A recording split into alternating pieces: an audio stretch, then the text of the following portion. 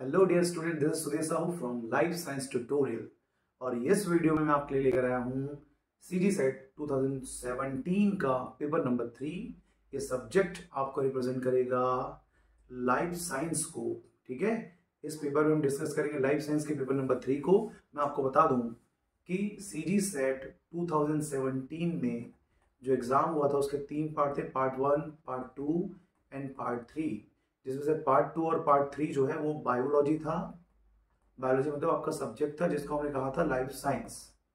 ठीक है, और इस लाइफ साइंस के पेपर में जो आपका पेपर 2 था उसमें 50 क्वेश्चन थे, जिसके मैंने वीडियो अपलोड कर दिए हैं। आप चाहे तो प्लेलिस्ट में जाकर के देख सकते हैं। आज इस वीडियो में मैं पेपर नंबर 3 के टोटल 75 क्वेश्चन टोटल 75 क्वेश्चन है 150 मार्क्स का, उसमें 40 क्वेश्चन को अटेम्प्ट करूंगा। पार्ट 1 एंड पार्ट 2 दो पार्ट में आपको प्रोवाइड करूंगा। आज इस वीडियो में 40 क्वेश्चन डिस्कस कर लेते हैं। देन कल की वीडियो में हम आपको प्रोवाइड करेंगे 35 क्वेश्चंस। ठीक है, तो चलिए आपका टाइम वेस्ट नहीं करते और हमारा वीडियो स्टार्ट करते हैं। क्वेश्चन नंबर 1 अटेम्प्ट करते हैं। ये रहा हमारा क्वेश्चन नंबर 1। चलिए क्वेश्चन नंबर 1 अटेम्प्ट करते हैं। सबसे पहले ये क्वेश्चन है रामचंद्रन प्लॉट से। ठीक है, बायोकेमिस्ट्री का रामचंद्रन प्लॉट से क्वेश्चन आया हुआ है। क्या कहते हैं, चलिए असर्शन रीजन में से है, the degree of freedom in peptide bond of polypeptide chain is indicated by the dihedral angle. Yes, जो डाइहेड्रल एंगल्स होते हैं उसको साइन और फाइन से डिनोट करते हैं। और रामचंद्रन प्लॉट में ये दो एंगल्स होंगे जिसको हम बोलेंगे YNF एंगल। इसके बारे में वो डिटेल इंडिकेशन देता है। ठीक है, बायोकेमिस्ट्री में मैंने रामचंद्रन प्लॉट को डिटेल में बताया हुआ है। मैंने यूट्यूब में वीडियो अपलोड भी किया है, आप चाहे तो उसको देख सकते हैं। मतलब कि ये जो ए ऑप्शन है वो तो करेक्ट है। ठीक है, Ramachandran plot shows the possible confirmation of YNF angle of the polypeptide chain. अभी मैंने बोला ना कि दो एंगल्स होंगे YNF, तो इसका आपका A and B both are correct होंगे। सही आंसर है ए। ठीक है, इसको एक बार चेक कर लेंगे। चलिए क्वेश्चन नंबर 2 है। यहां पे डायरेक्ट क्वेश्चन आया है, को फैक्टर को मैच करना है उसके एंजाइम के साथ में। ठीक है, को फैक्टर को यहां पे मैच करना है एंजाइम के साथ में। तो सबसे पहले हम ऐसा कर लेते हैं, एक एक करके इसको मैच करते हैं। ठीक है, चलो सबसे पहले आता है आपका साइटोक्रोम ऑक्सीडेज। सो साइटोक्रोम ऑक्सीडेज का जो आपका ऑप्शन होना चाहिए वो होगा आपका cytochrome oxidase photosynthesis copper Cu। ठीक है, ए का सी है, मैच करो पहले, मतलब ए का 2 हो गया ना, तो ए का 2 एक ही ऑप्शन में मिल रहा है। चलो बन जाएगा लग रहा है। पायरुवेट काइनेज, यहाँ जो पायरुवेट काइनेज आ रहा है उसका जो आंसर है वो है आपका पोटेशियम। ठीक है, तो इसका आंसर ये हो गया, देखो यहाँ पे आ रहा है। डिहाइड्रोजिनेज का आंसर है आपका मॉलिब्डेनम MO, तो ये हो गया। और यूरिएज का हो जाएगा आपका Ni ना, निकल। तो ये देखो परफेक्ट कॉम्बिनेशन है आपका C। ये तो आपको याद करना ही पड़ेगा। साथ में और ऐड कर लो क्या क्या चीजें हैं जिसको आपको जानना जरूरी है। ठीक है, एक और एंजाइम है जिसका नाम है कार्बोनिक एनहाइड्रेज और इसका है जिंक Zn2+। ठीक है, तो देखो Zn2+ यूरेस का भी था और यहाँ पे आपका कार्बोनिक एनहाइड्रेज का है। ठीक है, एक आता है एल्कोहल डिहाइड्रोजिनेज, इसको नोट कर लेंगे ना, डिहाइड्रोजिनेज। ये सब कोफैक्टर्स हैं, मतलब एंजाइम कोफैक्टर के प्रेजेंस में बेहतर एक्टिविटी शो करता है, उसका जो रेट होता है वो इंक्रीज हो जाती है। तो एल्कोहल डिहाइड्रोजिनेज का भी क्या है, Zn2+ है। ठीक, तो 3 हो गया भाई। Zn2+ की हम बात करेंगे तो एक तो हो गया तुम्हारा कार्बोनिक एनहाइड्रेट और एक हो गया आपका एल्कोहल डिहाइड्रोजिनेज। ठीक है, उसके बाद आता है साइटोक्रोम। ठीक है, साइटोक्रोम, और एक आता है आपका हीमोग्लोबिन।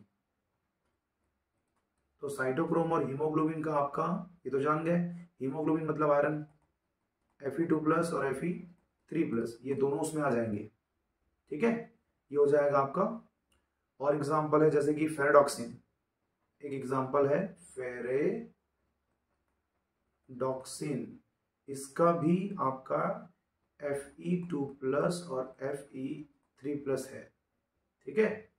साइटोक्रोम ऑक्सीडेज का तो आपने नोट किया, कॉपर के 2 फॉर्म होते हैं, ये भी है ना, Cu+ और Cu2+, ये दोनों होंगे। ठीक है। और पायरुवेट डिहाइड्रोजनेज एक एंजाइम है, अच्छा डिहाइड्रोजनेज तो हो गया ना, एक पायरुवेट फॉस्फोकाइनेज, पायरुवेट फॉस्फोकाइनेज का एक तो पोटेशियम है और एक Mg2+ है, ये दोनों है। तो देखो बहुत सारा मैंने आपको नोट करा दिया, एग्जाम के पर्पज से बहुत इंपॉर्टेंट है, इसको आप नोट कर लेंगे, याद करना है आपको। एग्जाम में एक न एक क्वेश्चन ऐसे आ जाते हैं जिसमें आपको ये बताना पड़ता है। ठीक है। अब देखो भाई, ये बड़ा टिपिकल क्वेश्चन है। सबसे पहले देखो RFLP, ये ना टेक्निक से क्वेश्चन है बेटा। ठीक है। ये क्वेश्चन कहाँ से है? टेक्निक से, बायोकेमिकल टेक्निक से क्वेश्चन है। देखो RFLP का फुल फॉर्म होता है रिस्ट्रिक्शन फ्रेगमेंट लेंथ पॉलीमॉर्फिज्म। ठीक है। रिस्ट्रिक्शन फ्रेगमेंट लेंथ पॉलीमॉर्फिज्म मतलब कि हमारे जो ह्यूमन के डीएनए होते हैं वो 99.9% सेम होते हैं, तभी तो आप और हम ह्यूमन हैं। मगर आप में और हम में जो डिफरेंस है वो सिर्फ एक छोटे से सीक्वेंस के कारण होता है, और इस छोटे से सीक्वेंस को हम बोलते हैं VNTR। क्या बोलते हैं? VNTR, variable number of tandem repeats. तो variable number of tandem repeat का यूज करते हैं किसमें? डीएनए फिंगरप्रिंटिंग में। किसमें यूज करेंगे? डीएनए फिंगरप्रिंटिंग में। ठीक है। और डीएनए फिंगरप्रिंटिंग में हम क्या करते हैं? सडन ब्लॉटिंग करते हैं। ठीक है। सडन ब्लॉटिंग करके ही हम डीएनए के फ्रेगमेंट्स को ट्रैक करते हैं, मतलब कि ये RFLP का आंसर हो जाएगा सडन ब्लॉटिंग। ठीक है। पीसीआर का फुल फॉर्म होता है पॉलीमरेज चेन रिएक्शन। क्या होगा? Polymerase chain reaction. अब पॉलीमरेज चेन रिएक्शन का काम है हमारे डीएनए को एम्पलीफाई करना। ठीक है। और डीएनए को एम्पलीफाई करके हम क्या करेंगे भाई? तो इसको एम्पलीफाई करके हम टेक्निक ट्रेस करते हैं, उसका नाम है SSR। ठीक है। SSR क्या है? एक तरह का ये भी किसी डीएनए के सीक्वेंस को या डिजाइन को आइडेंटिफाई करना, उसके सीक्वेंस को एक्सट्रैक्ट करना SSR का काम है। और SSR के काम में हम अप्लाई करते हैं किसको? PCR को। ठीक है। तो ये हो गया आपका A का 2 हो गया और B का जो है वो 1 हो गया। ठीक है। अब उसके बाद में क्या है? Physical chromosome mapping. तो फिजिकल क्रोमोसोम मैपिंग के लिए यूज होता है आपका फिश। ठीक है। फिश क्या है भाई? तो एक तरह का जेनेटिक एबनॉर्मलिटी को पहचानना। दूसरी बात क्या क्या बोल रहा हूं, देखो इसका काम क्या है? जेनेटिक एबनॉर्मलिटी को आइडेंटिफाई करना, नंबर ऑफ क्रोमोसोम को पहचानना, या फिर इसमें बोल सकते हो लॉस और गेन ऑफ क्रोमोसोम। ठीक है। इन 3 चीजों के लिए आइडेंटिफाई करने के लिए हम क्या यूज करते हैं? FISH यूज करते हैं। और FISH टेक्निक में अपन क्या करते हैं? फिजिकल क्रोमोसोम मैपिंग के टेक्निक को अप्लाई करते हैं। ठीक है। ठीक है। चलिए, अब ये डोमिनेंट मार्कर क्या है? मार्कर मतलब आइडेंटिफिकेशन टेक्निक, और आइडेंटिफिकेशन टेक्निक कहां करते हैं अपन? RAPD में। RAPD में यूज करते हैं, देखो रैंडम एम्प्लीफाइड पॉलीमॉर्फिक डीएनए। ठीक है। रैंडम एम्प्लीफाइड पॉलीमॉर्फिक डीएनए है, ये एक तरह का मॉलिक्यूलर मार्कर है। जो RAPD है वो क्या है?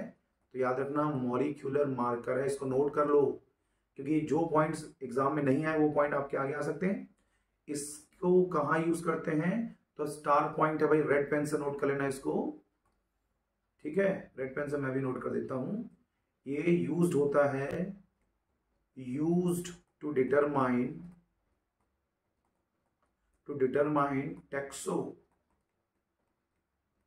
Taxonomic identity. ठीक है। टेक्सोनोमिक आइडेंटिटी के लिए यूज करते हैं, तो इसको आप मैच कर लेंगे ऑप्शंस में। चलिए, नेक्स्ट क्वेश्चन, ये बहुत इंटरेस्टिंग क्वेश्चन है, इसको थोड़ा सा देख लो। देखो क्या बोल रहा है, इसको समझना ना। एक अमीनो एसिड है, ये अमीनो एसिड जो है वो कन्वर्ट हो रहा है, देखो सिस्टिनाइल ग्लाइसिन में, ठीक है, सिस्टिनाइल ग्लाइसिन में इन the presence of glutamyl transferase, मतलब कि ग्लूटामाइल ट्रांसफरेज एंजाइम के प्रेजेंस में एक अमीनो एसिड चेंज हो गया, क्या बन गया, सिस्टिनाइल ग्लाइसिन बन गया, ठीक है। अब देखो सिस्टिनाइल ग्लाइसिन में ऐसा एरो लगा हुआ है और ये दो अलग अलग अमीनो एसिड में डिवाइड हो गया, एक का नाम है सिस्टीन और दूसरे का नाम है ग्लाइसिन। तो भाई देखो यहाँ पे नाम देखो, सिस्टिनाइल से सिस्टीन हो गया, ग्लाइसिन से ग्लाइसिन, दो अलग अलग हो रहे हैं। अलग अलग होना, सेपरेट होना, सेपरेट होने के लिए हम एंजाइम यूज करते हैं पेप्टिडेज, ठीक है। पेप्टिडेज एक ऐसा एंजाइम है जो प्रोटीन के छोटे चेन को डिग्रेड करके सेपरेट करते हैं अमीनो एसिड फॉर्म में। तो यहाँ पे हो जाएगा आपका पेप्टिडेज यूज हो गया, तो ए का पेप्टिडेज यहाँ पे दिख रहा है। अब बी को देखो, तो क्या बोलते, देखो ग्लूटामाइल सिस्टिनाइल ग्लाइसिन है, सेम यहाँ पे जो लिखा हुआ है, जिसमें से ग्लूटामाइल अमीनो एसिड में कन्वर्ट हुआ, देखो ग्लूटामाइल अमीनो एसिड में कन्वर्ट हुआ, ग्लूटामाइल वर्ड दिख रहा है यहाँ पे, सिस्टाइल हट गया है, ठीक है, पहले से हट गया है। अब उसके बाद देखो क्या हो रहा है, ग्लूटामाइल अमीनो एसिड कन्वर्ट हो रहा है आपके एक सिंपल अमीनो एसिड में और प्रोग्लूटामेट में, ठीक है। प्रोग्लूटामेट में हो रहा है, मतलब यहाँ पे ये जो ग्लूटामाइल वर्ड है ये इसका क्या हो रहा है, ब्रेक डाउन हो रहा है। तो यहाँ देखो तो बी में वाई ग्लूटामाइल साइक्लोट्रांसफरेज जो एंजाइम है वो बी, वो क्या हो जाएगा, ग्लूटामाइल साइक्लोट्रांसफरेज, क्योंकि देखो यहाँ पे ग्लूटामाइल वर्ड आ रहा है तो उसका एंजाइम का हो जाएगा नाम साइक्लोट्रांसफरेज। और क्या हो रहा है, तो ब्रेक डाउन ऑफ ग्लूटाथियोन, देखो यहाँ पे ग्लूटाथियोन का ब्रेक डाउन हुआ, तभी एक बन गया क्या, ग्लूटामेट, और एक बन गया अमीनो एसिड, ठीक है। तो इसका जो आंसर है वो ऑप्शन ए ही रहेगा। इसको डायग्राम को अपने नोट्स में नोट कर लेंगे, ये डायग्राम से और भी बहुत सारे क्वेश्चन बन सकते हैं, है ना। चलिए अब यहाँ क्या बोलते हैं, देखो cell obtained from an organism were homogenized and centrifuged, ठीक है, ठीक है। A test indicated that the cell contained glycogen, देखो सेल में क्या बोलता है, ग्लाइकोजन है। If you are were asked to find out quickly as the possible whether the cell from a plant or animal you would, मतलब कि आपको पहचानना है कि ये प्लांट सेल है या एनिमल सेल। तो देखो पहले तो यदि ये प्लांट सेल होता तो उसमें क्या मिलता हमको, सेल्यूलोज, सेल्यूलोज मिलता तो हम कंसिडर करते हैं प्लांट, और एनिमल स्टार्च मिल रहा है हमको, क्या मिल रहा है, ग्लाइकोजन। और ग्लाइकोजन का स्टोर कहाँ होता है, स्टोरेज कहाँ होता है, एनिमल में। इसीलिए ये जो है हमारा क्या है, आंसर इसका लेंगे तो हम लेंगे एनिमल, ठीक है। तो बाकी चीजों को आपको पढ़ने की जरूरत नहीं है, एनिमल का ये सेल बोल सकते हैं, ठीक है भाई। चलो स्टेटमेंट देखो, monocistronic mRNA can produce several types of polypeptide chain, ठीक है भाई। देखो दो तरह के सिस्टॉन्स होते हैं, मोनो मतलब एक प्रोटीन बनाने वाला, ठीक है, पॉली मतलब एक एमआरएनए से बहुत सारे प्रोटीन बनाने वाले, ठीक है। और ऐसा लगता है कि मोनो मतलब बेचारे छोटे वाले ऑर्गेनिज्म में होते होंगे, मतलब कि प्रोकैरियोट, और पॉलीसिस्टोनिक यूकैरियोट में होते होंगे, बट ऐसा नहीं है। याद रखना जो प्रोकैरियोटिक डीएनए होते हैं बहुत छोटे होते हैं, स्मॉल फ्रेगमेंट ऑफ डीएनए होते हैं। तो छोटे से डीएनए से बहुत सारे प्रोटीन कैसे बनेंगे, जब वो पॉलीसिस्टोनिक होंगे। तो याद रखना पॉलीसिस्टोनिक होते हैं प्रोकैरियोट और मोनोसिस्टोनिक होते हैं यूकैरियोट, ठीक है। और ये जो टर्म बोल रहे हैं मोनोसिस्टोनिक एमआरएनए से बहुत सारे प्रोटीन प्रोड्यूस होते हैं, गलत है, ठीक है। ये जो बोल रहा है वो बहुत ही गलत है, स्टेटमेंट ए रॉन्ग। बी देखो, the termination codon is present on the mRNA, yes mRNA में एक लास्ट में टर्मिनेशन कोडॉन होगा। टर्मिनेशन कोडॉन 3 होते हैं, इसको याद कर लें क्योंकि आपके एग्जाम में आ सकता है। सबसे पहले देखो टर्मिनेशन कोडॉन को 3 तरीके से याद करते हैं, मेरे पास एक ट्रिक है। जीवन में हम किसी न किसी को अपना बहुत हीरो मानते हैं, तो शाहरुख खान जो है वो ऐसा बोलते हैं किरण, तो किरण के लिए UAA किरण, ऐसा UAA, ठीक है। फिर शादी के पहले लोग जीते हैं तो यहाँ पे बोल देते हैं UGA, है ना, UGA। और शादी के बाद बोलने वाली आ जाती है क्या, ठीक है, यूजीए एंड यूएजी। तो ये 3 हमारे टर्मिनेशन कोडाउन है, स्टॉप कोडाउन है, इसको याद रखना। स्टेटमेंट बी हमारा करेक्ट है, तो आंसर होगा आपका ए होगा। ठीक है, चलिए अब मैं आपको बता दूं, यदि आप सेट एग्जाम की प्रिपरेशन कर रहे हैं और आपको क्वेश्चन प्रैक्टिस करना है, देखो आपको कंटेंट चाहिए तो आप मेरा नोट्स परचेस कर लो। यदि आपको क्वेश्चन प्रैक्टिस करना है तो 2 बुक है जो सबसे बेस्ट है आपके, या तो आप बोलो सीएसईआर नेट एग्जाम के लिए बोलो, या फिर आप अपने सीजी सेट एग्जाम के लिए बोलो। दोनों एग्जाम के लिए आपको सिर्फ 2 ही क्वेश्चन प्रैक्टिस करना है। एक नीट का एक एमटीजी का बुक आता है जिसमें 34 ईयर का क्वेश्चन पेपर है, उसको आप प्रैक्टिस करें for short questions, direct questions. और जो लॉन्ग क्वेश्चन आएंगे उसको आप रीड कर सकते हैं पाथफाइंडर की प्रीवियस ईयर क्वेश्चन पेपर से। ये 2 बुक से आप प्रैक्टिस करेंगे तो आपको बहुत जल्द यहां से सक्सेस मिलेगा। ठीक है, क्यों बोल रहा हूं, क्योंकि ये जो क्वेश्चन दिख रहा है आपको 7 नंबर का क्वेश्चन, ये सीएसआईआर नेट का प्रीवियस ईयर का क्वेश्चन पेपर है। ठीक है, इसको देखते हुए बना दूंगा, इसका आंसर ए है। समझ रहे हो? तो इसलिए एक बेनिफिट है यहाँ पे। देखो इसको मैं पढ़ूंगा ही नहीं, देखो किसी भी एंजाइम की केएम वैल्यू जितना ज्यादा होगा इसकी वेलोसिटी या स्पीड जो है वो कम होगी। ठीक है, और के कैट मतलब होता है कैटालाइटिक एफिशिएंसी। के कैट जितना ज्यादा होगा उतना ही वेलोसिटी की स्पीड, मतलब वेलोसिटी मतलब स्पीड ही होती है एंजाइम की, वो बहुत ज्यादा होगी। ठीक है, स्पीड बहुत ज्यादा होगा। तो अब यहां पे देखो इन तीनों में से सब में देखो पीएपीए है। पीएपीए क्या है मैं बता देता हूं भाई, ये अमीनो एसिड का सिंगल लेटर है ना। मैं आपको बायोकेमिस्ट्री में अभी क्लासिफिकेशन ऑफ अमीनो एसिड पढ़ाया हूं, वहां से आप देख सकते हैं। देखो GAF ग्लाइसिन हो गया, एलानिन हो गया, और F क्या है, फिनाइल एलानिन है। ठीक है, तो फिनाइल एलानिन इन तीनों अमीनो एसिड की जगह पे ये कट कर रहा है, ये एंजाइम हमारा। अब ये पूछता है the arrow indicate that the cleavage site from the above observation it appear that। अब इनमें से ऑप्शन हमको रीड करना है, तो पहले यहीं पे समझ लो, जिसका केएम वैल्यू सबसे ज्यादा है वो सबसे स्लो होगा। ठीक है, जिसका केएम वैल्यू सबसे कम है वो सबसे ज्यादा स्पीड होगा। पहले इसी को देख लो।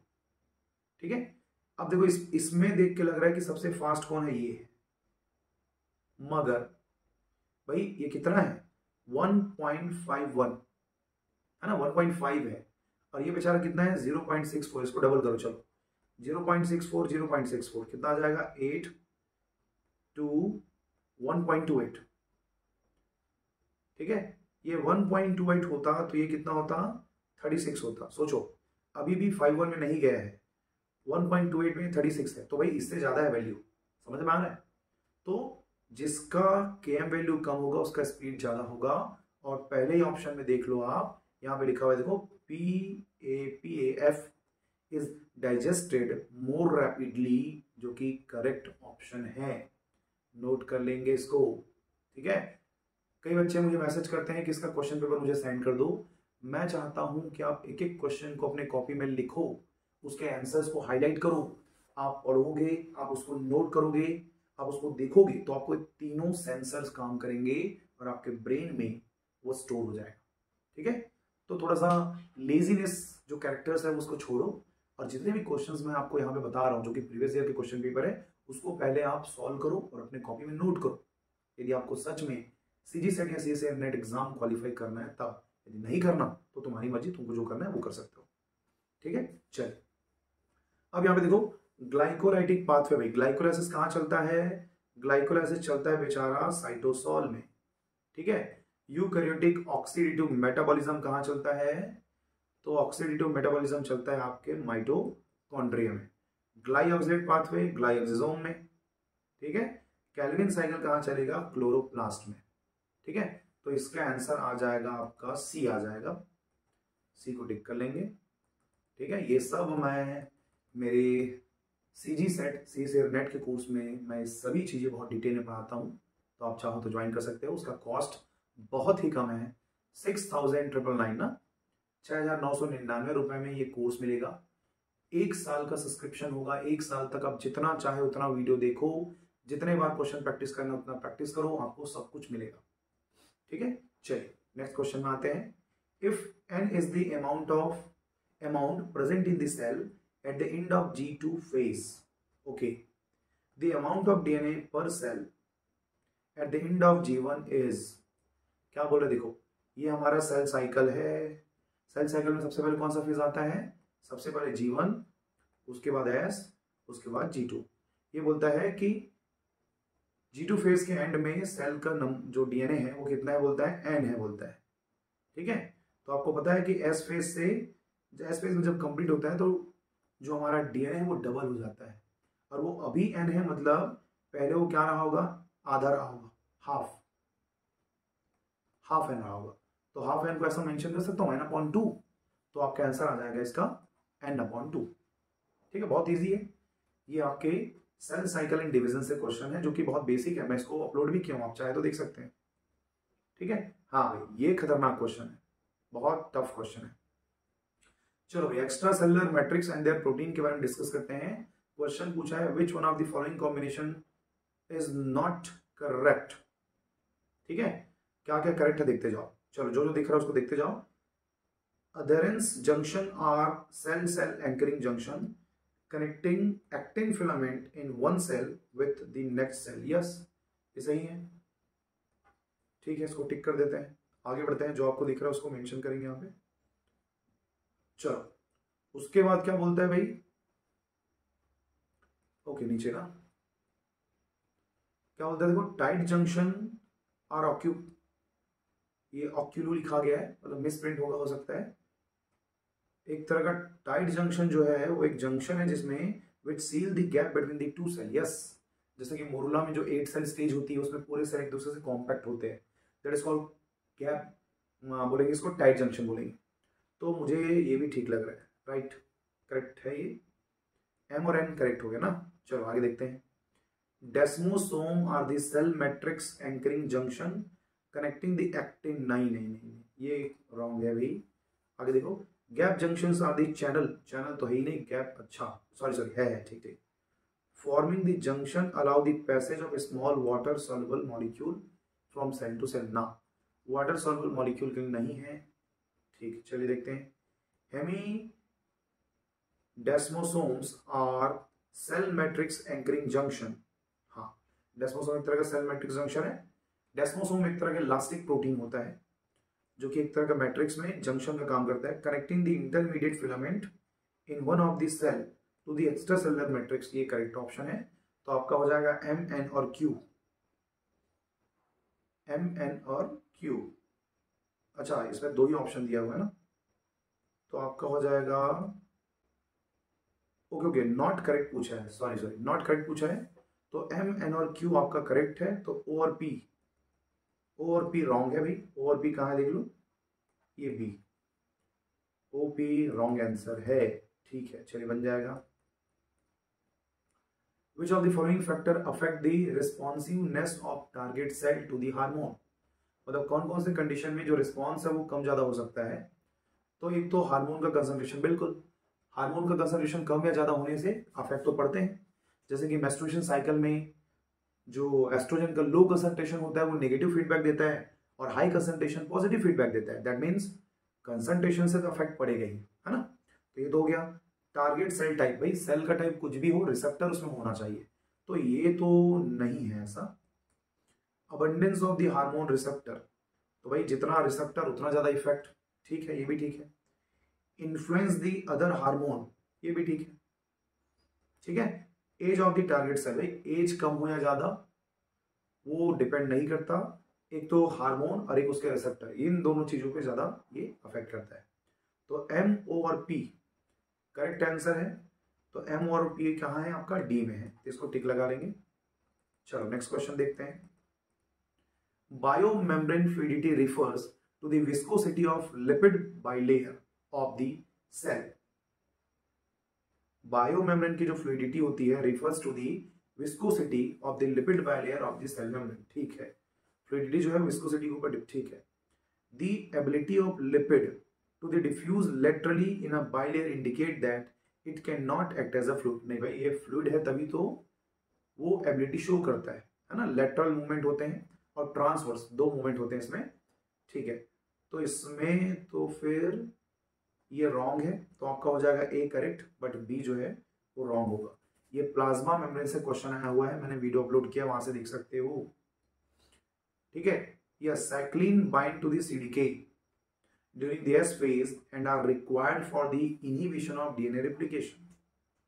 ठीक है, क्या बोल रहा है भाई, cyclin bind to CDK during S phase and are required for the inhibition of DNA replication। नहीं, जब साइक्लिन सीडीके बाइंड होंगे, है ना, cyclin CDK, cyclin dependent kinase को सीडीके बोलते हैं, जब बाइंड होंगे तो ये प्रमोट करेंगे उस फेज को, मतलब एस फेज को प्रमोट करेंगे। एस फेज को प्रमोट करेंगे मतलब कि रेप्लिकेशन को प्रमोट करेंगे, और रेप्लिकेशन को प्रमोट करेंगे तो रोकेंगे कैसे भाई, तो गलत बोल रहा है। ठीक है, the main controlling mechanism in the cell cycle progression is made through a family of protein kinase, yes, known as cyclin dependent kinase. एकदम करेक्ट आंसर है। तो इसका जो आंसर हो जाएगा वो हो जाएगा ए जो है रॉन्ग, बी जो है वो राइट। देखो भाई, ए रॉन्ग और बी राइट, कहाँ है, B correct and A incorrect. Yes, ये मिल गया आपका, यहाँ पे ऑप्शन है सी, ये लो। ठीक है, चलिए आगे बढ़ते हैं।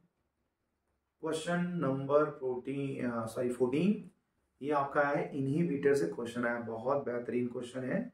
साइनाइड, तो भाई हमारा साइनाइड इनहिबिटर हमारा इलेक्ट्रॉन ट्रांसपोर्ट चेन का, और किसको रोकता है, तो स्पेशली ये रोकता है साइटोक्रोम ऑक्सीडेज को। चलो मैच करो, साइटोक्रोम ऑक्सीडेज, ये आ गया साइटोक्रोम ऑक्सीडेज। ठीक है, तो हो गया ए का, हो गया 4, ए का 4 के ऑप्शन में दिख रहा है मुझे। ठीक है, एंटीमाइसिन ए का काम है साइटोक्रोम बी से C1 के बीच में रोकना, मतलब ये हो गया हमारा 3, सही है। अच्छा, एंटीमाइसिन ए का तो हो गया साइटोक्रोम बी से C1, ठीक है। तो फिर रोटेनॉन का हो जाएगा, ये आयरन सल्फर इंट्रैक्शन में इनहिबिट करेगा, और DCMU तो भाई हमारे फोटोसिंथेसिस का इनहिबिटर है PS2 वाला, तो compete with QB यूबिक्विनोन for the binding site in PS2। तो ये आपका बंचिंग हो जाएगा अल्टीमेटली ऑप्शन ए। ठीक है, inhibitors of photosynthesis and electron transport chain, ये 2 क्वेश्चन से मिला करके आया हुआ है। क्वेश्चन नंबर 15 है आपका, क्लोराम्फेनिकोल इनहिबिट ट्रांसलेशन बाय, तो ये ट्रांसलेशन को रोकता कैसे है, तो अमीनो एसाइल टीआरएनए को, अमीनो एसाइल टीआरएनए मतलब होता है चार्ज टीआरएनए, इसके इंट्रैक्शन को रोकेगा। तो ये आपका ऑप्शन आ जाएगा B, block the correct positioning of amino acyl tRNA for the peptidyl transferase reaction, peptide bond के फॉर्मेशन को भी क्या करेगा, इनहिबिट करेगा। तो क्वेश्चन नंबर 15 का हो जाएगा डी। चलिए भाई, question number 16, in E coli the DNA polymerase 3 catalyse the synthesis of, DNA polymerase को हम बोलते हैं रिप्लिकेज एंजाइम, क्या बोलते हैं इसको, रिप्लिकेज एंजाइम बोलते हैं। और रिप्लिकेज एंजाइम का काम है 2 डीएनए को बनाना। ठीक है, ये हमारा रिप्लिकेशन 4 का साइट है, यहाँ से ऐसे बनेगा और यहाँ से अपोजिट बनेगा। जो रिप्लिकेशन 4 के डायरेक्शन में है वो कहलाता है लीडिंग स्ट्रैंड, और जो अपोजिट डायरेक्शन में है वो कहलाता है लैगिंग स्ट्रैंड। लैगिंग स्ट्रैंड का मतलब है बार बार ये छोटे छोटे फ्रेगमेंट बनेंगे, और लीडिंग स्ट्रैंड जो है वो कंटिन्यूअस फ्रेगमेंट होते हैं। इसी डिसकंटिन्यूअस फ्रेगमेंट को हम बोलते हैं ओका जाकी फ्रेगमेंट बोलते हैं। ठीक है, तो आपका ऑप्शन आ जाएगा ए और बी, ये दोनों स्ट्रैंड को बनाएगा तुम्हारा DNA polymerase 3। The RNA polymerase have kind of proof reading activity। तो भाई RNA polymerase का काम है नए न्यूक्लियोटाइड को जोड़ना, तो वहां पे हो जाएगा तुम्हारा पायरोफॉस्फोराइलेटिंग एडिटिंग, ये होगा हाइड्रोलाइटिक एडिटिंग, ये भी होगा, बेस मॉडिफिकेशन नहीं होता, प्रोटीलाइटिक नहीं होता। तो आपका इसमें भी आंसर आ जाएगा ए एंड बी। ठीक है, चेक कर लेंगे इसको। चलिए, म्यूटेंट ऑफ लैक वाई नहीं है। अब भाई देखो, ये हमारा लैक ओपेरॉन का क्वेश्चन है, और लैक ओपेरॉन के क्वेश्चन में 3 जीन होते हैं। क्या क्या जीन होते हैं, तो लैक ZYA, जिसमें से Y का काम है लैक्टोज परिमेज बनाना, लैक्टोज परिमेज एंजाइम बनाना, और लैक्टोज परिमेज का काम है बैक्टीरिया के, जब न्यूट्रिशन में इसको रखोगे तो ये न्यूट्रिशन को एब्जॉर्ब करता है, किसको, लैक्टोज को, मतलब लैक्टोज को बैक्टीरिया की बॉडी के अंदर इंट्रोड्यूस करता है, एक तरह का ट्रांसपोर्टर प्रोटीन है। ठीक है, लैक वाई म्यूटेंट है, मतलब ये नहीं बनेगा। परिमेज नहीं बनेगा। ठीक, नॉट सिंथेसाइज बोल रहे हैं, do not synthesize the lactose permease, ये कोई बता रहा है लैक्टोज परमेज नहीं बनेगा। The following statement refer to the behaviour of लैक्वायर mutant under the different conditional experimental condition. ठीक है, सो देखते हैं, फिर समझते हैं। देखो, no synthesis of beta galactosidase when Y cell are induced with lactose. ठीक है, यदि हम इस बैक्टीरिया को लैक्टोज देंगे, ये देखो लैक्टोज दिया मैंने, तो भाई लैक्टोज को अंदर जाने के लिए चाहिए परमेज, इसके पास तो ही नहीं, तो यस सिंथेसिस नहीं होगा। सही बोल रहे हैं, no synthesis of beta galactosidase नहीं होगा। ठीक है, लैक ओपेरॉन मॉडल से है ये क्वेश्चन। ठीक है, तो स्लाइड अप डाउन कर रहा हूं ना, देख लेना।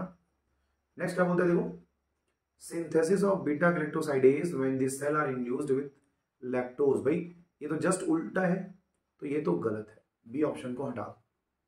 ठीक है, चलो नेक्स्ट क्या बोलता है, no synthesis of beta galactosidase when the cell are induced with IPTG. IPTG एक तरह का ग्रेटिट्यूटस है। ठीक है, ग्रेटिट्यूटस है, मतलब कि एक तरह का आर्टिफिशियल लैक्टोज की तरह काम करता है।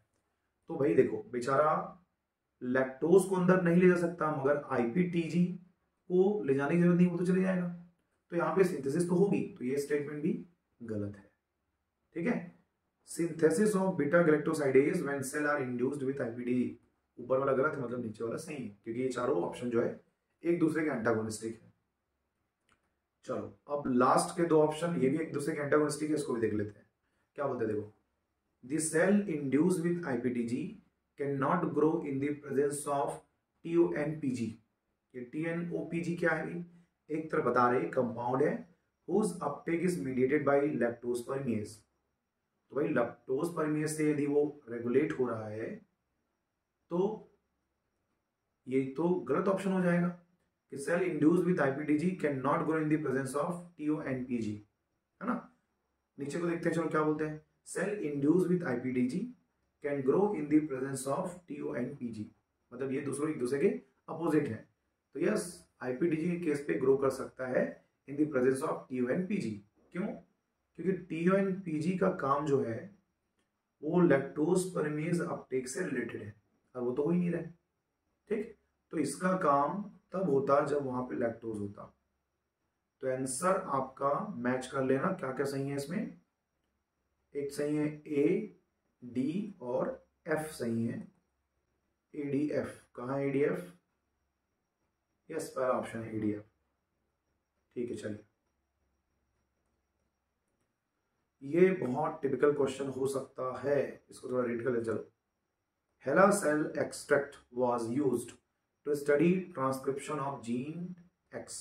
ठीक है, एक हेला सेल है जिससे हमने एक्सट्रैक्ट किया है ट्रांसक्रिप्शन के जीन को। Having 6 intron RNA pol 3 complex containing all associated protein was isolated from actively transcribing system। वहां से हमने RNA pol 2 को भी यहाँ से आइसोलेट किया है, और उसमें बहुत सारे अदर चीजें हैं, जैसे result showed the presence of both splicing और कैपिंग एंजाइम दोनों प्रेजेंट है, बोल रहे हैं।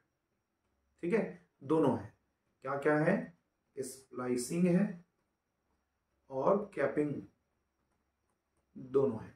ठीक है, अब देखो क्या कर रहे हैं, when transcription elongation was inhibited by flavopiridol. यदि मैंने इस फ्लेवोपिरिडोल को यूज किया तो बोलता है polymerase complex contain only capping, मतलब ये जो है वो स्प्लाइसिंग वाले को रिमूव कर रहा है, इसको रिमूव कर दे रहा है। ठीक है, कौन, इलोंगेशन, ट्रांसक्रिप्शन इलोंगेशन को इनहिबिट करने वाला मॉलिक्यूल जो है वो स्प्लाइसिंग को हटा दे रहा है। ठीक है, नेक्स्ट देखो क्या बोलता है, when the phosphorylation of CTD domain of polymerase 2 was inhibited bye kinase inhibitor, जब काइनेज इनहिबिटर यूज किए, the complex containing neither splicing nor capping, मतलब ये जो सेकेंड वाला है काइनेज इनहिबिटर, इससे तुम्हारा ये भी गया और ये भी गया, दोनों हट गया बोलते हैं। ठीक है, from this result following conclusion were made. तो अब देखो, हमने जब इलोंगेशन वाले को हटाया, इलोंगेशन ट्रांसक्रिप्शन इनहिबिटर को यूज किया फ्लेवोपिरिडोल को, तो सिर्फ स्प्लाइसिंग हटा, कैपिंग नहीं हटा। ठीक है, कैपिंग नहीं हटा तो इसका क्या कंडीशन बनता है भाई, देखो तो क्या बोलता है, देखो transcription of gene X is coupled to the mRNA capping. हाँ, क्योंकि एमआरएनए कैपिंग के साथ में मिला था, मतलब ट्रांसक्रिप्शन में कैपिंग का इन्वॉल्वमेंट भी बहुत जरूरी है, तभी तो हट नहीं रहे वहां से, बाइंडेड है। ठीक है,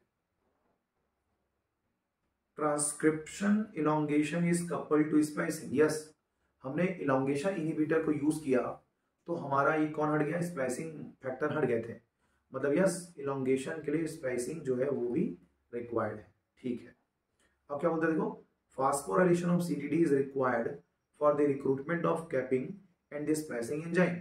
सीटीडी वाले में अपने अप्लाई किया था तो दोनों की जरूरत थी, कैपिंग की भी और स्प्लाइसिंग की भी। तो ये देख लो, उसके इनहिबिटर को यूज करे थे, दोनों हट गया था, तो ये भी सही है। तो ए बी सी सही लग रहा है मुझे, तो डी को पढ़ने की जरूरत ही नहीं है। आपका ऑप्शन में ए बी सी है तो उसको मार्क कर लो। ठीक है, चलो भाई क्या बोलते हैं, देखो bacteriophage lambda is the temperate phage immediately after infection viral specific mRNA for an N Cro protein. ये बहुत जीन रेगुलेशन इन वायरस का एक क्वेश्चन है, expressed followed by early mRNA. ठीक है, ये लोग रिलीज हो जाते हैं at the commitment phase, either lytic start with the expression of gene for HETL and the lytic protein or lysogenization cycle begins with the expression of repressor and integrase gene. ठीक है, during the induction of lysogene both INT and XIS protein are needed along with the host factor. ठीक है, out of the 4 process below some govern the integration of viral genome. इतना जबरदस्ती का question पूछने के बाद लास्ट में question पूछा है कि इंटीग्रेशन के लिए कौन सी चीजें जो है वो रिस्पॉन्सिबल है। तो इंटीग्रेशन मतलब वायरस के डीएनए को हमारे डीएनए के साथ इंटीग्रेट करना, और इंटीग्रेट करना दो कारण से हो सकता है, एक तो रेट्रो रेगुलेशन। रेट्रो मतलब सबसे पहले देखो, यदि वायरस के पास आरएनए है तो क्या करेगा वो, हमारे आरएनए से हमारे आरएनए में अपने आरएनए को जोड़ देगा, इंटीग्रेशन, फिर वापस क्या बनाएगा, इसको डीएनए बनाएगा। ये कहलाता है रिवर्स ट्रांसक्रिप्शन, कहलाता है, आरटी एंजाइम होता है, और इस डीएनए से अपने लिए आरएनए बनाएगा और अपने लिए क्या बनाएगा, प्रोटीन बनाता है। ये दिक्कत है इसका। तो इस कंडीशन में retroregulation and rearrangement of viral genome मतलब इंटीग्रेशन, ये दोनों पॉइंट है जो करेक्ट है। रिप्रेशन तो एक प्रोसेस है जिससे उसका पूरा कंप्लीट प्रोसेस जो है वो रुक जाएगा। चलिए, आपका आंसर हो जाएगा इसमें बी एंड सी। आगे बढ़ते हैं, question number 21, cell mediated immune response.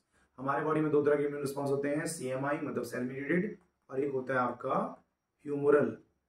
Humoral मतलब B cell mediated, B cell मतलब एंटीबॉडी मीडिएटेड, और सीएमआई मतलब होता है तुम्हारा T cell, T helper cell या फिर टीसी सेल मीडिएटेड बोलेंगे इसको। ठीक है, चलो पहला point, is dependent upon the humoral response. क्या ये हमारे ह्यूमरल रिस्पॉन्स के ऊपर डिपेंडेंट है? नहीं है। ठीक है, it is usually used to respond to the viral infection. Yes, ये वायरल इन्फेक्शन के लिए हमको प्रोटेक्शन प्रोवाइड करता है। ये टी हेल्पर सेल एक्टिवेट करता है टीसी को, और टीसी बन जाता है सीटीएल, साइटोटॉक्सिक टी लिम्फोसाइट। ये रिलीज करता है परफोरिन, और एक है ग्रेंजाइम, और वायरस की क्या कर देगा, एनबीए मार देगा, इसको किल कर देगा। ठीक है, तो एन तो एकदम परफेक्ट है। वो क्या बोलता है देखो तो, involves the direct recognization of antigen by the killer T cell. नहीं, कभी भी एंटीजन को किलर टी सेल आइडेंटिफाई नहीं करेगा। वो सुपारी लेने वाला है, मारने वाला किलर है, तो किलर को तुम पैसा दोगे तभी वो काम करेगा। तो टी हेल्पर सेल उसको पैसा देता है, देन टीसी सेल उसको मारता है, तो डायरेक्ट एक्टिवेट नहीं होता, तो गलत है। ठीक है, पी क्या बोलता है देखो, require that the antigen be presented to the T killer cell by the MHC molecule. Yes, major histocompatibility complex ये प्रेजेंट होते हैं तुम्हारे, एक तो आरबीसीएस में, और दूसरे प्रेजेंट होते हैं किसमें, all types of antigen presenting sales में। ठीक है, एमएचसी के बारे में इम्यूनोलॉजी में डिटेल में पढ़ेंगे तो उसमें मैं आपको एक्सप्लेन कर दूंगा। ठीक है, तो इसका जो आंसर है एन के बाद पी जो है वो करेक्ट होगा। ठीक है, ओके, चलिए आगे बढ़ते हैं। Question number 22, following are the experimental observation made on the treatment of B cell. B cell के ट्रीटमेंट के लिए क्या क्या बेहतर होगा या सही होगा, चलो देखते जाओ क्या बोलता है। Anti immunoglobulin antibody treatment result in the B cell apoptosis, मतलब ये प्रोसेस मार्क करने से बी सेल का तो पीसीडी हो जा रहा है, प्रोग्राम सेल डेथ हो जा रहा है, तो ये तो ठीक है। चलो नेक्स्ट क्या बोलता है देखो, एंटी इम्यूनोग्लोबुलिन आईजी मतलब plus CD40 ligand treatment result in the B cell proliferation. Yes, मतलब CD40 जो है वो बी सेल का प्लोरीफरेशन करा रहा है, प्रमोट करा रहा है, ठीक है।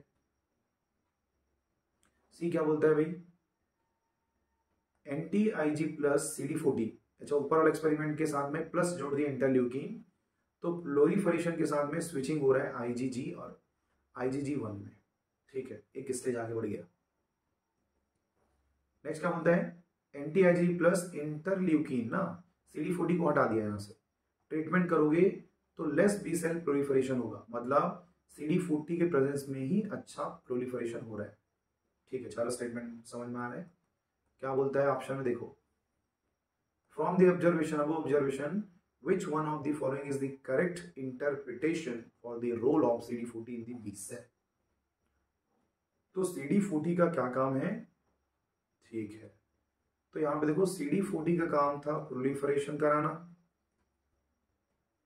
और स्विच कराने का काम भी यहां पे हो रहा है, तो देखो तो प्लोरीफरेशन एंड स्विचिंग कहां है, रेस्क्यू मतलब बचाना रोकना, rescue the B cell from the death मतलब कि प्रमोट कर रहा है, and IG class switch to the IgG1 मतलब ये सही है, डेथ तो नहीं कर रहा था, सिर्फ स्विचिंग तो नहीं कर रहा था, प्लोरीफरेशन एंड स्विचिंग, तो आपका आंसर हो जाएगा बी फॉर बॉल, ठीक है।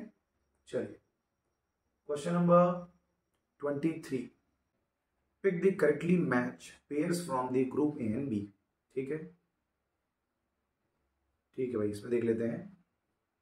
अच्छा करेक्टली मैच बोल रहे हैं ना, इमेच्योर बी सेल का टर्मिनल डिऑक्सी न्यूक्लियोटाइड ट्रांसफरेज नहीं होता, ये थोड़ा सा CSER नेट लेवल की क्वेश्चन है, बहुत टफ क्वेश्चन है, ठीक है। इसमें से इजी को पकड़ते हैं, चलो यदि वो नहीं पता तो इजी को पकड़ते हैं। देखो एक्टिवेटेड बी सेल क्या बनाएगा, एंटीबॉडीज बनाएगा, प्लाज्मा सेल बनकर के एंटीबॉडी बनाएगा, और एंटीबॉडी बना रहे मतलब वो क्या करेगा, क्लास स्विचिंग करेगा।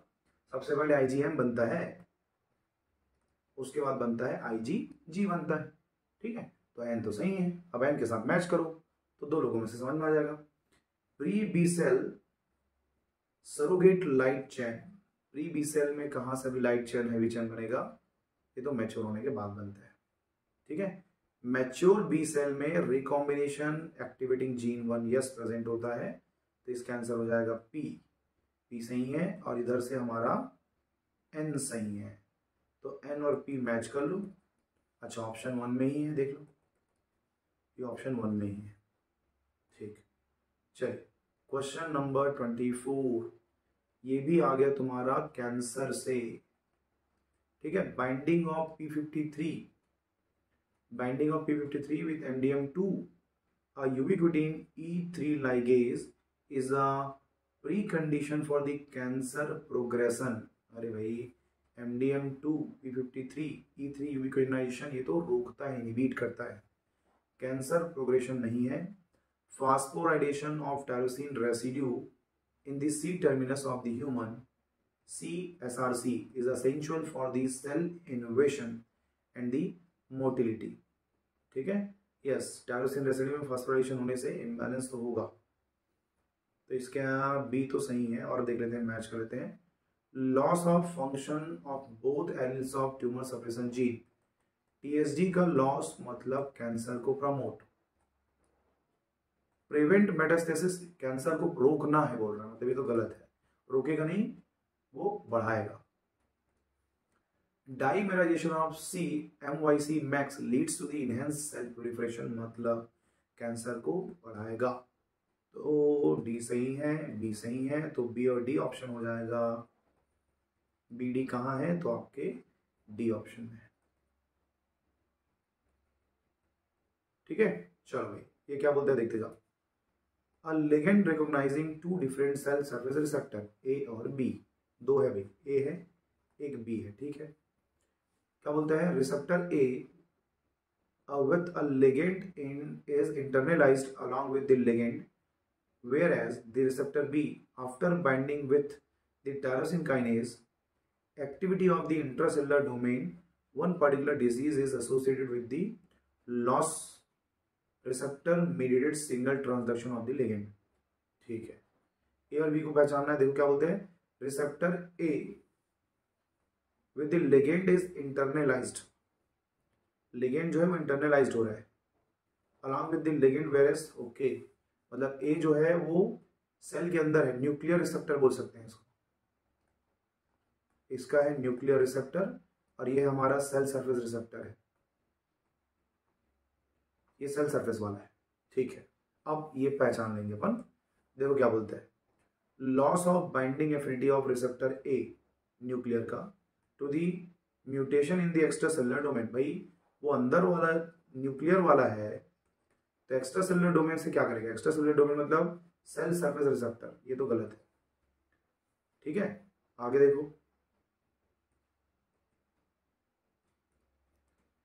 Loss of binding affinity receptor be due to mutation in the extra cellular domain, yes, cell surface receptor मतलब ऐसा होता है, कोई भी लिगेंड आएगा यहां बाइंड करेगा, अंदर में इफेक्ट जनरेट करेगा, अंदर तो जाएगा नहीं, तो बी के एक्स्ट्रा सेलुलर डोमेन में म्यूटेशन होने से हो सकता है, ये सही है, मतलब ए के जस्ट उल्टा है ये, और ये सही भी है, ठीक है। सी क्या बोलता है, देखो, mutation in the tyrosine kinase domain makes inactive, भाई टायरोसिन काइनेज में यदि म्यूटेशन हो जाएगा तो इनएक्टिव नहीं, वो और भी ज्यादा इफेक्टिव हो जाएगा और कैंसर कॉज करेगा, इनएक्टिव तो नहीं होगा, ठीक है। इसको हम बोलेंगे गेन ऑफ फंक्शन।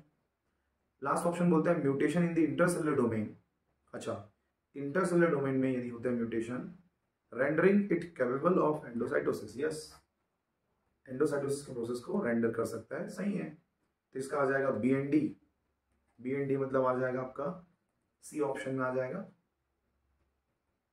चलो भाई, क्वेश्चन नंबर 26 देख लेते हैं। कौन सा स्टेटमेंट गलत है ना, मार्क दिस स्टेटमेंट फॉल्स, कौन सा स्टेटमेंट गलत है, strobilation is a special form of longitudinal fission, ये गलत है, ठीक है।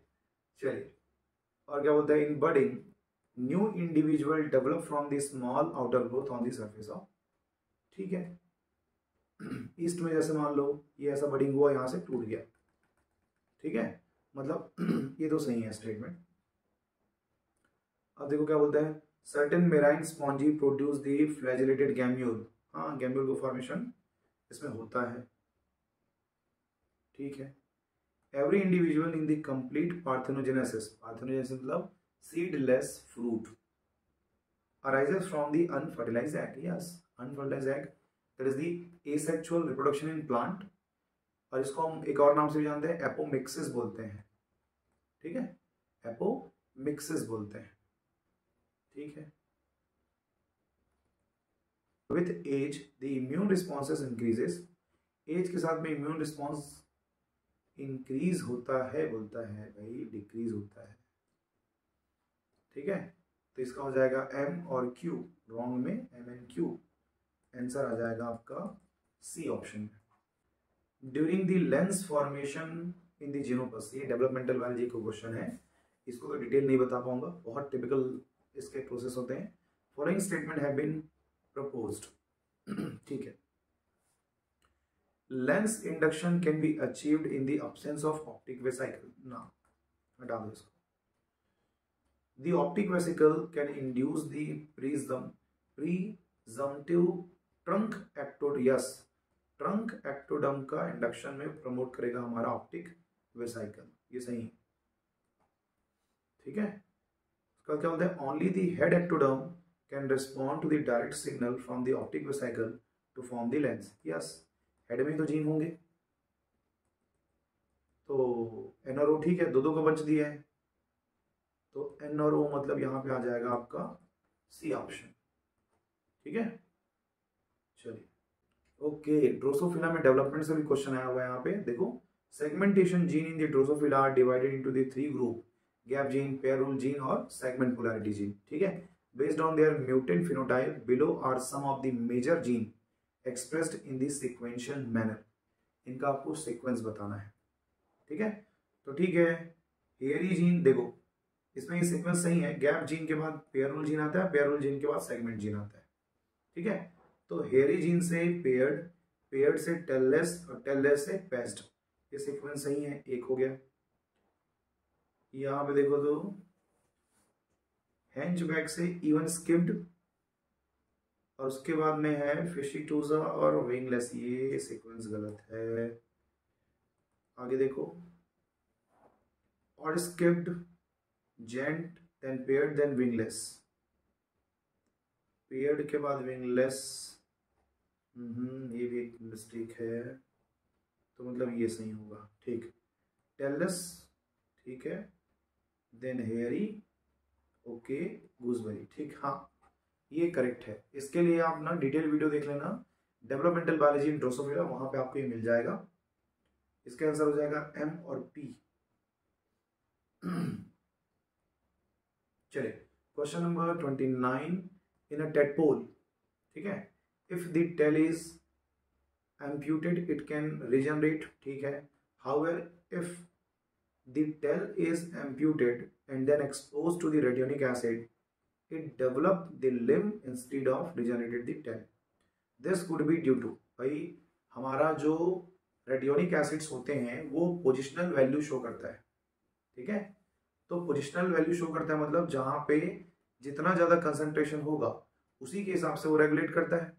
तो इसके ऑप्शंस में देखो क्या बोलते हैं, retinoic acid is the morphogen, morphogen तो नहीं है। Retinoic acid raises the protein positional value, हाँ ये देखो ये टर्म आ रहा है, देखो पोजिशनल वैल्यू वाला, ये तो सही है, ठीक है।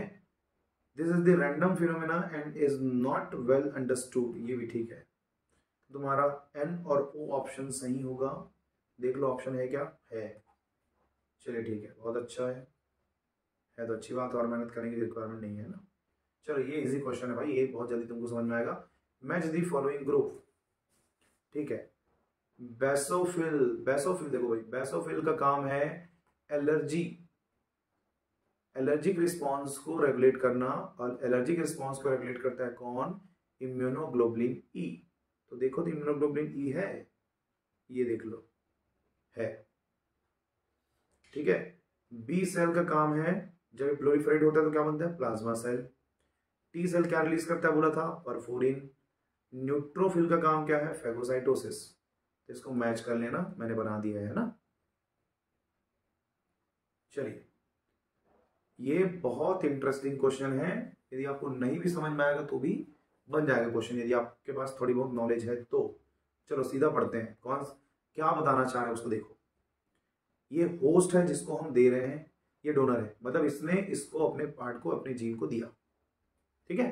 हमने डोनर से होस्ट में ट्रांसफर किया। अब देखो यदि वो अर्ली गैस्ट्रेशन स्टेज है, अर्ली स्टेज में, तो होस्ट के पास है न्यूरॉन, और डोनर को, डोनर से हमने दिया एपिडर्मिस, एपिडर्मल पार्ट को हमने दिया न्यूरल पार्ट में, तो क्या बना बोलता है, एपिडर्मिस बना बोलता है, ठीक है। डोनर का एपिडर्मिस था तो एपिडर्मिस बना, ओके। डोनर का न्यूरॉन था और होस्ट का एपिडर्मिस था, तो क्या बना, न्यूरॉन बना। देखो ये न्यूरॉन बना, जो यहां लिखा है वही यहां बना है, मतलब जो तुम दोगे डोनर से वही बन रहा है, ठीक है। अब वही बन रहा है मतलब जो अर्ली स्टेज है वो क्या है, कंडीशनल है। कंडीशनल मतलब वो जहां पे जाएगा उसी को वो प्रोड्यूस करेगा, ठीक है। मगर चलो लेट स्टेज में देखो, इसके जस्ट उल्टा हो रहा है। कैसे उल्टा हो रहा है देख लो। होस्ट का न्यूरॉन है और डोनर का क्या है, एपिडर्मिस है। अब एपिडर्मल पार्ट को हमने इसको ट्रांसफर किया तो क्या बन रहा है, न्यूरल बन रहा है। अब देखो तुम कुछ भी भेज लो, जो वहां है वही बन रहा है। देखो एपिडर्मिस बन रहा है, ये सेम है, ये सेम है, ठीक है। तो यहां पे देखना, cell of the early gastrula exhibit the conditional development, yes वो कंडीशन के हिसाब से चेंज हो रहा है, मगर बाद में कोई कंडीशन नहीं, कोई भी आ जाए जो है वो वही बनाएगा लेट स्टेज में। मतलब ये तो ऑटोनॉमस तो नहीं हो सकता, ये वाला कंडीशन नहीं होगा, ये आपका आंसर आ जाएगा पी वाला। देखो cell of the late newt gastrula exhibit the autonomous development. Yes, autonomous development है, तो इसका आंसर होगा आपका एम और पी। चलिए क्वेश्चन नंबर 32 है photosystem 2 also known as P680, और हमारे जेड स्कीम पाथवे में पहले PS2 आता है, उसका PS1, और PS2 में ही वाटर का हाइड्रोलाइसिस होता है। तो वाटर का हाइड्रोलाइसिस हो रहा है मतलब कि light induce release of O2 from H2। ठीक है, PS1 का काम क्या है, NADH NADPH को बनाना, तो ये भी ठीक है, मैच हो गया। साइटोक्रोम B6F, साइटोक्रोम B6F एक तरह का क्या है, इलेक्ट्रॉन कैरियर है भाई, और लाइट हार्वेस्टिंग कॉम्प्लेक्स का काम है मदद करना। तो ये देखो, bind to the PS2, lack photochemical activities, photo quenching करता है, तो ये आपको बंच बना लेना है। ठीक है, इजी है। चलो भाई, फिर से ग्लाइकोलाइसिस का क्वेश्चन आ गया है, आपको सीक्वेंसिंग करना है बस, कुछ नहीं है इसमें। तो ग्लूकोज से लेकर 3-फॉस्फोग्लिसरॉल्डिहाइड तक सीक्वेंस बनाना है। ग्लूकोज से ग्लूकोज 6-फॉस्फेट, ये 1 ये 2, ठीक है। ग्लूकोज 6-फॉस्फेट से फ्रक्टोज 6-फॉस्फेट, फ्रक्टोज 6-फॉस्फेट से फ्रक्टोज 1,6-बिसफॉस्फेट, और उससे 3-फॉस्फोग्लिसरॉल्डिहाइड। मैच कर लो भाई। ठीक है, सबसे पहले ए और बी आया, ए और बी यहाँ भी है, यहाँ भी है, सी नहीं है, गलत है ये, तो DCE आंसर आ जाएगा आपका बी फॉर बॉल। ठीक है, इजी है। चलो भाई, स्टेजेस को मैच करना है। Respiratory CO2 is the intercellular space, in the intercellular space is consumed in the photosynthesis by the mesophyll. ठीक है, सबसे पहले CO2 अंदर आया। Okay, guard cell show the alkaline reaction, pH rises, क्योंकि H+ का कंसंट्रेशन यहाँ पे क्या होगा, डिक्रीज होगा। ठीक है, तो pH क्या होगा, इंक्रीज होगा। ठीक है, the alkaline reaction favours the hydrolysis of starch and sugar. ठीक है, उसके बाद डिग्रेड हो जाएंगे, तो शुगर मोनोमर में कन्वर्ट हो जाएंगे, मतलब ऑस्मोटिक प्रेशर जो है वो इंक्रीज हो जाएगा। ऑस्मोटिक प्रेशर इंक्रीज होने से वाटर गार्ड सेल में एंटर करेगा और ट्रेजर प्रेशर क्रिएट करेगा, और जैसे ही ट्रेजर प्रेशर क्रिएट होगा तो फिर हमारा गार्ड सेल जो है वो ओपन हो जाएगा। ठीक है, तो ये तो पूरा सीक्वेंस में है, तो ABCDEF करेक्ट है। चलो, carrier of electron transport chain in mitochondria are following sequencing, arrange the carriers in ETC। Electron transport chain में सीक्वेंस में एडजस्ट करना है। इसका ट्रिक है BCA, पहले B आता है, उसके बाद C आता है, उसके बाद A आता है। C में 2 है, पहले C1 आएगा, उसके बाद C1C, और A और A3 में पहले क्या आएगा, पहले A आएगा, उसके बाद A3 आएगा। देखो नंबर वाला इसमें पहले आ रहा है, इसमें नंबर वाला बाद में आ रहा है। अब अरेंज कर दो, देखो तो B C1C A3 ये सीक्वेंस में है, तो CDEFG ये सीक्वेंस में है। सबसे पहले FAD आएगा, उसके बाद यूबिक्विनॉन, इसको पकड़ के यही जाता है, तो ये पूरा सीक्वेंस में सेम टू सेम। ठीक है, ABCDEFG रहेगा, तो इसका आंसर आ जाएगा C।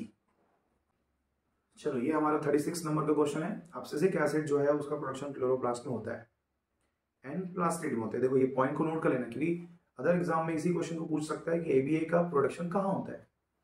ठीक है, तो इसका सीक्वेंस बताना है भाई।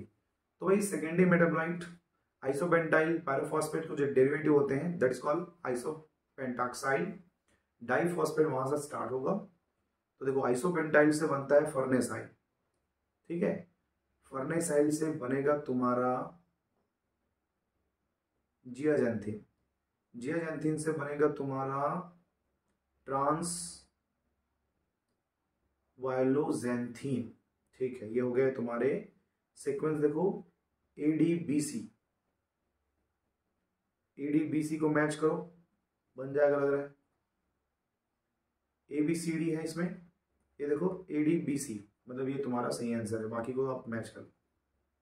ठीक है, चलो भाई, इन अ paternity dispute a woman with the blood group AB claimed that one of 4 men each with the different blood group was the father of her child। अच्छा, 4 लोग क्लेम करें कि मेरा बच्चा है। ठीक है, if the blood group of child is A, बच्चे का ब्लड ग्रुप A है, then the blood group of father can be, और मम्मी का ब्लड ग्रुप दिया हुआ है क्या है, मम्मी का AB है, ए बी है, ठीक है। अब देखो मम्मी का ब्लड ग्रुप ए बी है, मतलब इसके पास जीन है आई ए आई बी, या देखो बी तो जाएगा नहीं, ये रुक गया है, ये गया हुआ है, तभी तो ए बना है। अब पापा का क्या हो सकता है, यदि बच्चे का ए पॉजिटिव है तो पापा का यहाँ पे यदि बी आई बी होता, आई बी तो बच्चे का ब्लड ग्रुप भी ए बी पॉजिटिव होता, तो आई बी तो नहीं होगा। या तो ये ऐसा हो सकता है आई ए स्मॉल आई, या तो ये हो सकता है स्मॉल आई, तभी तो ए पॉजिटिव बनेगा। ये भी आएगा तो भी ए पॉजिटिव, ये भी आएगा तो भी ए पॉजिटिव, ये भी आएगा तो भी ए पॉजिटिव, ये भी आएगा तो, मतलब या तो ए पॉजिटिव या तो ओ पॉजिटिव हो सकता है उसके फादर। तो आंसर आ जाएगा आपका बी फॉर बॉल, ठीक है। चलो भाई, acetyl कोलाइन esterase is an enzyme that grades acetyl कोलाइन। What would be the effect of administration of inhibitor of the acetylcholine esterase on the nerve transmission? उसके इनहिबिटर को डालोगे तो एसिटाइल कोलाइन का सिक्रीशन कम हो जाएगा, ठीक है। तो इनहिबिटर को डालने से एसिटाइल कोलाइन का रेगुलेशन डिस्टर्ब होगा, that means extra excitatory post synaptic potential would occur in the post synaptic neuron. ये इसका फंक्शन है, तो वही जो है वो क्या होगा, अफेक्ट होगा। चलिए अब क्या बोलते हैं यहाँ पे देखो, क्वेश्चन नंबर 39 कहता है absorption of the product of carbohydrate and protein digestion are against the concentration gradient, where is the absorption of product of lipid are different. ठीक है, कार्बोहाइड्रेट प्रोटीन जो है वो अगेंस्ट द कंसंट्रेशन ग्रेडियंट जाता है, ठीक है, और जो लिपिड है वो अलग जाता है। ठीक बोल रहे हैं, तो सेशन तो सही है, रीजन को देख लेते हैं, डाउन कर देता हूँ। The end product of carbohydrate and protein are absorbed in the epithelial cell of intestine by the active transport, whereas the product of lipid are absorbed by the diffusion. Product of lipid are absorbed by the diffusion. ठीक है, अब मुझे तो इसका reason भी सही लग रहा है, क्योंकि भाई लिपिड जो है वो नॉन पोलर है, हमारा प्लाज्मा मेम्ब्रेन भी नॉन पोलर है, तो दोनों जो है वो डिफ्यूजन के थ्रू ट्रांसफर हो सकते हैं। मगर लिपिड जो हमारा कार्बोहाइड्रेट और प्रोटीन है वो पोलर मॉलिक्यूल है, वाटर में डिजॉल्व होते हैं, उसको ट्रांसपोर्ट करना होगा तो किसी ट्रांसपोर्टर प्रोटीन की रिक्वायरमेंट होगी, और ट्रांसपोर्टर प्रोटीन एक्टिव ट्रांसपोर्ट के थ्रू रेगुलेट करेगा। ठीक है, मुझे ए और आर दोनों सही लग रहा है, मगर जो हमारा व्यापम है उसने इसका आंसर ले लिया है, असर्शन सही है बट रीजन जो है रॉन्ग है, इसका आंसर लिया है बी। तो आप देख लेना कि आपको कौन सा लेना है, ए या बी, जो भी लेना होगा। ठीक है, चलिए क्वेश्चन नंबर 40, ये हमारा लास्ट क्वेश्चन है इसमें का। देखो क्या बोलता है, which 4 of the following 6 statement explain why erythrocyte have specialised for oxygen transport. क्या खासियत है जिससे वो ऑक्सीजन को ट्रांसपोर्ट करता है। ठीक है भाई, एरिथ्रोसाइट में हेमोग्लोबिन होता है, इसके बिना तो हो ही नहीं सकता ट्रांसपोर्ट, पहला स्टेटमेंट एकदम सही है। एरिथ्रोसाइट लैक ऑफ न्यूक्लियस, सही है, आरबीसीएस में न्यूक्लियस नहीं होता, ठीक है, ये भी सही है, बट इसको चलो छोड़ दिया रहते हैं, बंच में देख लेंगे। Erythrocyte contain N abundance of carbonic anhydride, इसका काम यहाँ पे नहीं है, ये तो गलत है। चलो क्या बोलते हैं देखो, द बाइकनकेव शेप, ये तो एकदम परफेक्ट है। Erythrocyte can bind to the 4 oxygen molecule to each haemoglobin molecule, ये भी सही है। Erythrocyte contain mitochondria and thus generate ATP, ये भी सही है। बंच में मैच करेंगे क्या क्या सही है उसको देखो तो, A D E F, A D E F देखो मैच करके, ए डी ई एफ है क्या, yes A D E F का बंच है, तो इसको चारों को अपन सही मानेंगे, हमारा राइट आंसर होगा ये। चलिए क्वेश्चन नंबर जो 41 है उसको अपन नेक्स्ट वीडियो में क्लियर करेंगे। इस वीडियो में सिर्फ 40 क्वेश्चन को अटेम्प्ट करते हैं, नेक्स्ट वीडियो में और बेहतर तरीके से बाकी क्वेश्चन को सॉल्व कराऊंगा, तो नेक्स्ट वीडियो को वेट करें, कल ही अपलोड हो जाएगा। ठीक है, थैंक यू वेरी मच जो आपने मेरा वीडियो देखा, और ऐसे ही सपोर्ट करते रहिए। मैं आपको पूरे ईयर के क्वेश्चन पेपर प्रोवाइड करूंगा इसी प्लेटफॉर्म पे, तो बने रहिए मेरे साथ, मैं चलता हूँ। Thank you.